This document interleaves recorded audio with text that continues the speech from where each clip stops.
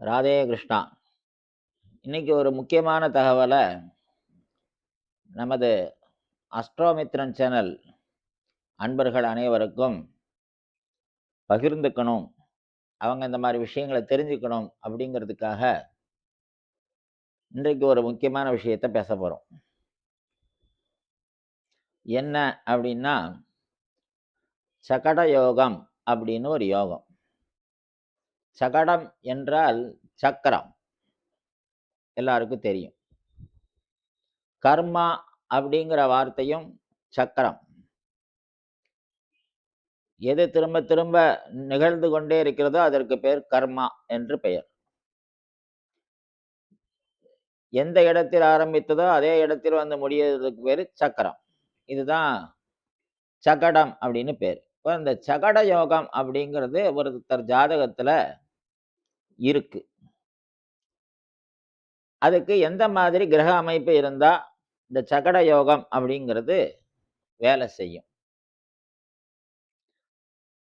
சந்திரனுக்கு 6, 8, 12 இந்த இடங்களில், அதாவது ஒருத்தருடைய ராசிக்கு 6, 8, 12 ஆகிய இடங்களில் குரு பகவான் இருக்க அதற்கு சகட யோகம் எனப்படும் அப்படின்னு சொல்லியிருக்கு. இத புலிப்பாணி சித்தர் என்ன சொல்றார் அப்படின்னா, யாரடா தம்பி கேளடா, ஆசானுக்கு ஈராரெட்டில் பாரடா மதி நிற்க பயனிலா சகட யோகம் அப்படிங்கிறார். பயனில்லாத சகட யோகம் அப்படிங்கிறார். அப்புறம் இந்த யோகத்தினால என்ன பலன்? சகட யோகம்னு ஒருத்தர் ஜாதகத்துல இருந்தா அவங்களுக்கு அதனால எந்த பயனும் பெருசா இல்லை அப்படிங்கிறத அவர் சொல்லியிருக்கார். What goes around comes around அப்படின்னு ஒரு பழமொழி. நீ எங்க இருந்து கிளம்பி போனியோ அங்கதான் நீ திரும்பி வந்து தீரணும் அப்படிங்கிறது தான் அதோட அர்த்தம். ஒருத்தருடைய ஜாதகத்தில் அவங்க முன்னோர்கள் எந்த கர்மாவை விட்டு சென்றார்களோ அந்த கர்மாவை முழுமையடைய செய்யறதுக்காகவே பிறக்கிறவங்க தான் சகட யோகத்துல பிறக்கிறாங்க. சகட யோகத்துல ஒருத்தர் பிறக்கிறாங்க அப்படின்னா அவங்களுக்கு என்னென்ன பிரச்சனைகள் வரும்? பணம் வரும். எப்படி வரும்? செலவு வந்த அப்புறம் பணம் வரும். முதல்ல செலவு வரும், பின்னால பணம் வரும். அதே மாதிரி ஒரு தொழில்ல அபிவிருத்தி ஏற்படுது அப்படின்னா இவங்களுடைய தேவைக்கு எவ்வளவு வேணுமோ, ஒரு மாதம் 3000 ரூபா தான் வேணும், இல்லை அதிகபட்சம் இவங்க சொந்த செலவு மாதம் 5000 ரூபா தான் வேணும்னா அதற்கு மேல 10 பைசா கூட தங்காது. ஆனா 3 லட்சம் ரூபா வருமானம் வந்திருக்கும். அதை ஊழியர்களுக்கு, பணியாளர்களுக்கு, அவங்களுக்கெல்லாம் ஸ்டாஃப்ஸுக்கு அவங்களுக்கெல்லாம் கரெக்டாக கொடுத்துருவாங்க. கடை வாடகை எல்லாரும் கொடுத்துருவாங்க. அதெல்லாம் கரெக்டாக நடந்துடும். ஆனா இவங்களுக்கு மிச்சம் அந்த 3000 ரூபா தான். அப்ப இவங்க தேவையை தவிர மேற்கொண்டு ஒரு பைசா கூட தங்க விடாது. இதுக்கு பேர் சகட யோகம்னு பேரு. 6 மாசம் எம்டியா வச்சிருக்கோம், 6 மாசம் வருமானம் அதிகமாகும். மாதத்துல 15 நாள் பைசாவே இல்லாம இருப்பாங்க, 15 நாள் பைசா இருக்கும். வாழ்க்கையின் முற்பகுதி எம்டியா இருந்ததுன்னா பிற்பகுதி தாராளமா சௌக்கியமா நல்ல சிரேஷ்டமா நல்ல உயர்ந்த நிலையில இருப்பாங்க. ஒருவேளை முற்பகுதி, அதாவது 30 வயசு வரைக்கும் ரொம்ப செல்வ செழிப்போட நல்லா இருந்தாங்க அப்படின்னா 30 வயசுக்கு மேல தரித்திர நிலை வந்துடும். இப்படி சகட யோகத்தினால விதவிதமான பாதிப்புகள் ஏற்படுறது.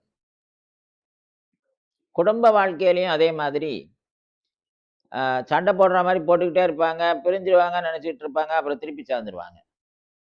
சேர்ந்துட்டாங்க, ரொம்ப நல்லா இருக்காங்க அப்படின்னு எல்லாம் நினைச்சுக்கிட்டு இருப்பாங்க, திடீர்னு சண்டை வந்துடும். ஆக அங்கேயும் ஒரு நிம்மதி இல்லாத நிலை. இந்த சகட யோகம் அப்படிங்கிறது, சகடம்னா உருட்டுறது, திரும்ப திரும்ப திரும்ப திரும்ப ஒரு சக்கரம் சுழன்று சுழன்று வர்றது. அப்ப ஒரு மனிதனுடைய கர்ம வினை எந்த இடத்தில் இந்த ஜென்மா முடிக்கப்பட்டதோ அதே இடத்துல திரும்ப பிறக்கிறதுன்னு பேர். அவங்களுக்கு தான் சகட யோகம் ஏற்படும். ஒருத்தருடைய குலத்துல ஒரு ஆன்மாவானது ஏதோ ஒரு செயலை செஞ்சுக்கிட்டு இருக்கும்போது பாதியில நிப்பாட்டிட்டு அந்த ஜென்மாவை முடிச்சிருச்சு. ஸோ அந்த மீதி செயலை செஞ்சு முடிக்கிறதுக்கு எந்த குடும்பத்துல வந்து பிறக்கணுமோ அங்க வந்து கரெக்டா வந்து பிறப்பாங்க.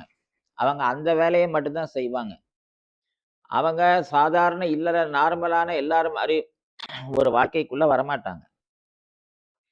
அப்போ இந்த சகட யோகம் எப்படியெல்லாம் வேலை செய்யறது அப்படிங்கிறத பார்த்தோம்.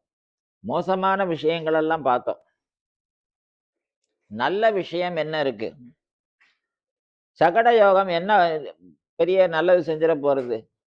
அவர்தான் புலிப்பாணி சித்தர் ஏற்கனவே அது பயனில்லாத சகட யோகம்னு ஒரு வார்த்தை சொல்லியிருக்காரே அப்படின்னு கேட்கலாம். ஆனால் எதிர்பாராத அதிர்ஷ்டத்தை கொடுக்கிறது, நம்ப முடியாத வாழ்க்கையில உயர்வான நிலையை கொடுக்கிறது, எதிர்பாராத அரசியல் செல்வாக்கு கொடுக்கிறது, திடீர்னு அமைச்சராகிறது, என்ன திடீர்னு எம்எல்ஏ ஆகிறது, திடீர்னு கவுன்சிலர் ஆயிடுறது, என்ன திடீர்னு சந்நியாசம் வாங்கிடுறது, திடீர்னு ஒரு மடாதிபதி ஆகிறது, அப்படி எண்ணி பார்க்க முடியாத எதிர்பாராம திடீர்னு ஒரு கோடீஸ்வரர் ஆகிறது, எண்ணி பார்க்க முடியாத எதிர்பாராத அதிர்ஷ்டத்தையும் இதுதான் கொடுக்கும். ஏன்? இதை பாதியில அவங்க விட்டுட்டு வந்திருக்காங்க, அது இந்த ஜென்மால அவங்களுக்கு உடனே கிடைக்குது. அப்போ பிரச்சனைகள் மட்டும் சகட யோகத்துல வரல, நன்மைகளும் சகட யோகத்துல வருது. சகட யோகம் ஒரு மனிதனை முழுமையாக பாதிக்குமா அப்படிங்கிறத 1க்கு 2 தடவை அலசி ஆராயணும். எந்த மாதிரி அமைப்புல இந்த சகட யோகம் வந்திருக்கு அப்படின்னு பார்க்கணும். இப்போ ஒருத்தர் பிறந்த ஜென்ம லக்னம் தனுர் லக்னம் அப்படின்னு வச்சுப்போம்.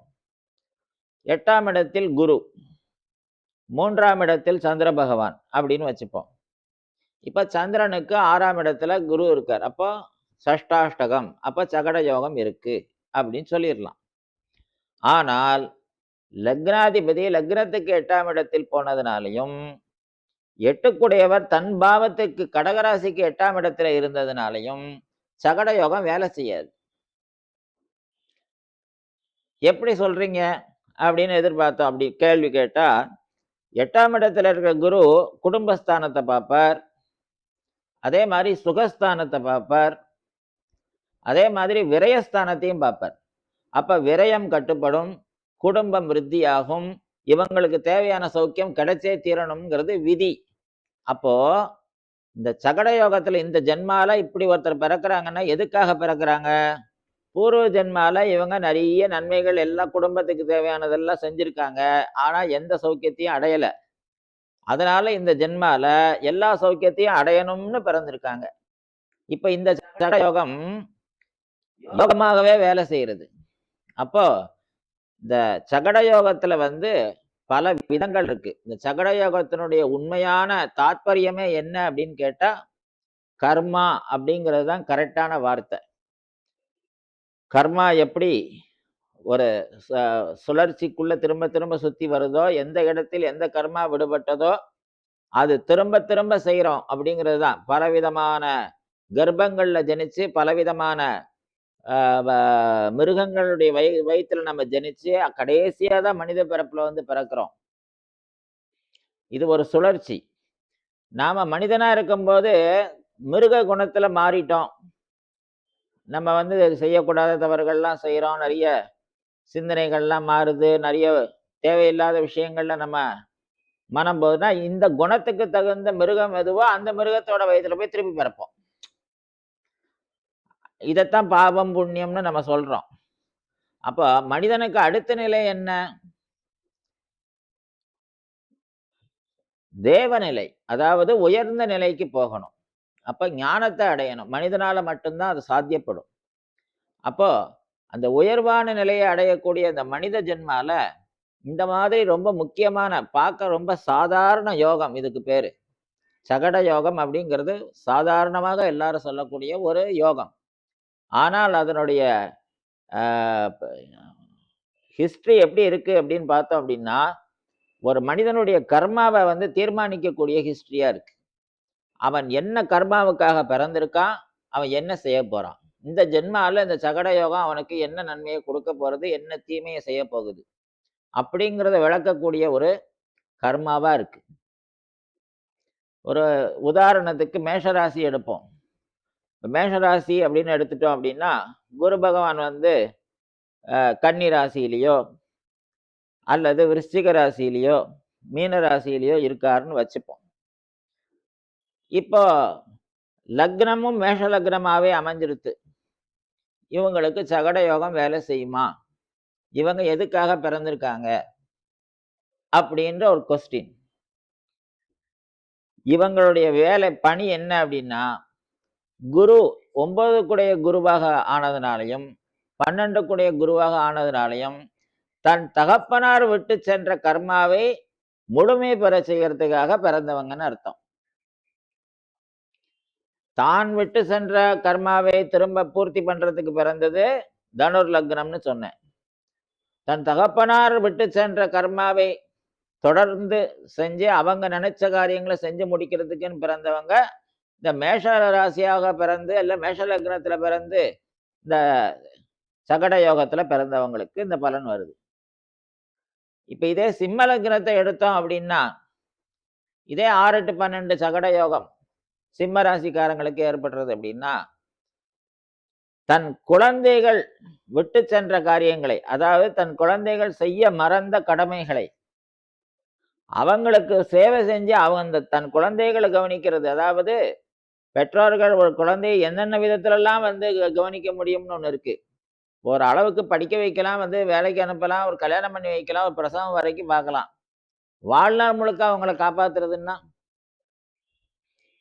அதுக்கப்புறம் பேரன் பேத்தியை வளர்க்கறது, திருப்பி அப்புறம் அவங்களுக்கு கல்யாணம் பண்ணி வைக்கிறது, இதை தவிர வேற வேலையே இல்லையான்னா இல்ல.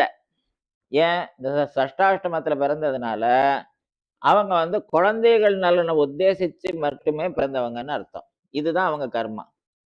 அப்போ இந்த சஷ்டாஷ்டமம் யாருக்கு எந்த மாதிரி வேலை செய்யறது? இவங்கெல்லாம் கர்மாவை அனுசரிச்சு பிறந்தவங்க. தான் பிறந்த கர்மாவை முழுமை பெற செய்யறதுக்காகவே பிறந்தவங்க. சோ இதத்தான் வந்து கீதையில பகவான் கிருஷ்ணரும் இதே விஷயத்தான் சொல்றார். ஒருவன் என்ன கர்மாவுக்காக பிறந்தானோ அதை செய்யாம அதை முடிக்காம இந்த பூமியை விட்டு போக முடியாது அப்படின்னு. சோ அதனால இந்த சகட யோகம் அப்படிங்கிற இந்த பலனை அவங்களுடைய ஜோதிடர்கள் அவங்களுடைய வெல்விஷர்ஸு இதை ஒரு அனலைஸ் பண்ணி பார்த்துட்டு நமக்கு சகட யோகம் எப்படி இருக்கு, அப்படி ஒன்று இருக்கா, இருக்குன்னா நம்ம என்ன பர்பஸுக்காக பிறந்திருக்கோம், அப்போ எதை செஞ்சால் நம்ம அந்த கடமைகளை நல்லபடியாக பூர்த்தி பண்ணுவோம் அப்படிங்கிறத நீங்கள் தெரிஞ்சுக்கணும். அப்படிங்கிறதுக்காகவே இந்த விஷயங்களை உங்ககிட்ட பகிர்ந்துக்கிறேன். அதனால இந்த what goes around comes around சொன்ன மாதிரி, எங்கேருந்து ஆரம்பித்தாயோ அங்கேயே வந்து நீ முடிப்பாய் அப்படின்னு சொன்ன மாதிரி, நாம் எங்கேயோ ஒரு இடத்துல ஆரம்பித்ததை முடிக்கலை, அதை முடிக்கிறதுக்காகவே நாம் இந்த ஜென்மால பிறந்திருக்கோம் அப்படிங்கிறத உணர்த்துறது தான் சகட யோகத்தினுடைய முக்கிய பலனாகும். ஆகவே இந்த சகட யோகத்தை பற்றின விசேஷமான பலன்களை உத்தேசித்து நீங்கள் உங்களுடைய ஜாதகங்களில் எப்படி இருக்குங்கிறத பார்த்துட்டு அதற்கு தகுந்த பிரார்த்தனைகளை பண்ணி உங்களுடைய ஜோதிடர்கள், உங்களுடைய வெல்விஷர்ஸு, உங்களுடைய அட்வைசர்கள் அவங்கக்கிட்ட கேட்டு தெரிஞ்சுக்கிட்டு அதுக்கு தகுந்த மாதிரியான நடவடிக்கைகளை ஈடுபட்டு நன்மையை அடையணும் அப்படின்னு பிரார்த்தனை பண்ணிக்கிறேன். ராதே கிருஷ்ணா.